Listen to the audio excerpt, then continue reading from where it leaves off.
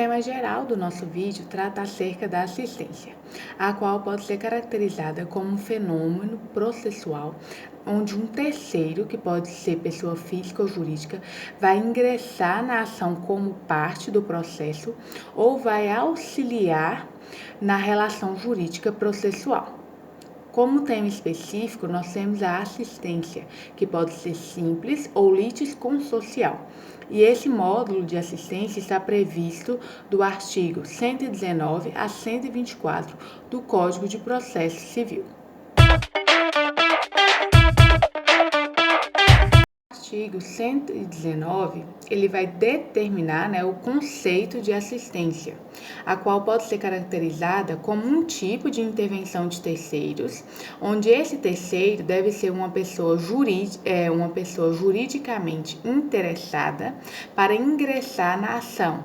E aí, quando ele ingressa nessa ação, ele vai auxiliar, ele vai prestar uma colaboração com o objetivo de que aquela sentença seja favorável para uma das partes. E é importante ressaltar que esse terceiro, ele vai atuar, de forma subsidiária. Então, é imprescindível que quem entrou com a ação, que o titular da ação, ele continue no processo, Esse terceiro, ele tem que ter um interesse jurídico, ou seja, essa sentença, de forma direta ou indireta, ela tem que, de alguma forma, atingir, os direitos, os deveres, a esfera desses direitos e deveres do cidadão, de quem está sendo assistente. Então, se não houver essa interferência nesses direitos e deveres do assistente, ele não vai poder ser legitimado para ser parte ou para assistir, O parágrafo único do artigo 119, ele vai determinar que a assistência ela pode ser realizada em qualquer tipo de procedimento e em qualquer grau de jurisdição, e que esse assistente ele vai pegar o processo, no estado em que se encontra. Esse terceiro integrar o processo, ele terá que fazer uma petição que será juntada aos autos, e ele nessa petição vai alegar o seu interesse jurídico. E o juiz vai apreciar esse interesse jurídico, fazendo assim que esse assistente venha integrar o processo. Só que tanto o autor, tanto o réu terá 15 dias para contestar, alegando por sua vez, se tem essa falta de interesse jurídico desse assistente. Como via de regra em todos os atos processuais no Código de Processo Civil. E não havendo nenhuma manifestação contrária, tanto do autor, tanto do réu, o juiz deferirá a presença desse assistente e ele se juntará ao processo, salvo se houver uma rejeição liminar anterior. Já, por sua vez, no parágrafo único, vai dizer que, por acaso, o autor ou o réu, através da contestação, alegar a falta de interesse desse assistente, o juiz ele vai apreciar essa situação, mas que isso não acarretará de forma alguma a suspensão do processo.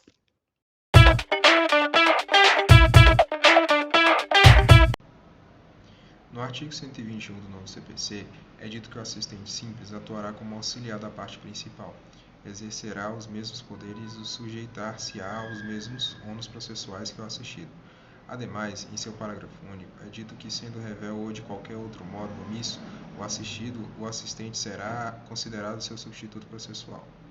Dentro disso, cabe-se observar que o assistente simples atuará como auxiliar da parte principal, então ele não será titular de direito ou da parte processual, e quando é mencionado que ele exercerá os mesmos poderes, será em questão de que ele pode pedir, produzir provas e entrar com recurso. Inclusive, quanto ao ônus processual, por exemplo, se o assistido perder a causa, ele também arcará com os honorários de sucumbência da causa. Além disso, no parágrafo, quando é dito que, sendo revel ou omisso ao assistido, será considerado seu substituto processual essa substituição que é dita, e sinônima da legitimidade extraordinária, uma vez que legitimidade ordinária é quando o autor entra em um processo para requerer seu direito próprio, E já a extraordinária, o autor está entrando com o processo para proteger o direito de outro.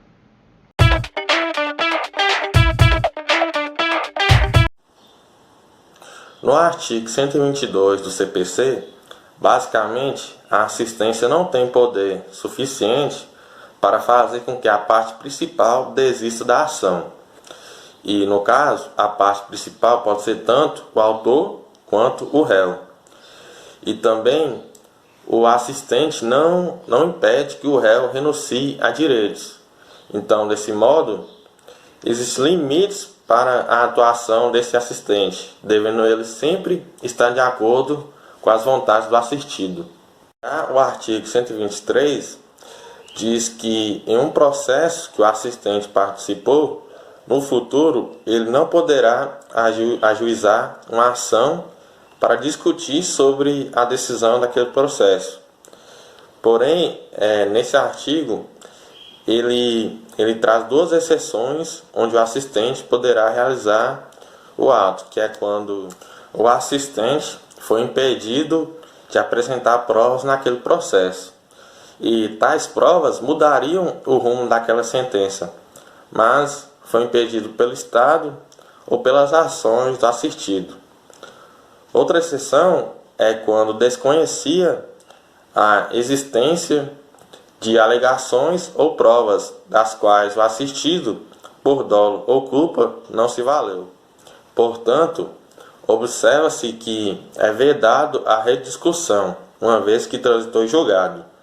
Sendo assim, somente nessas duas circunstâncias que será permitido a discussão, para que altere os efeitos daquele processo.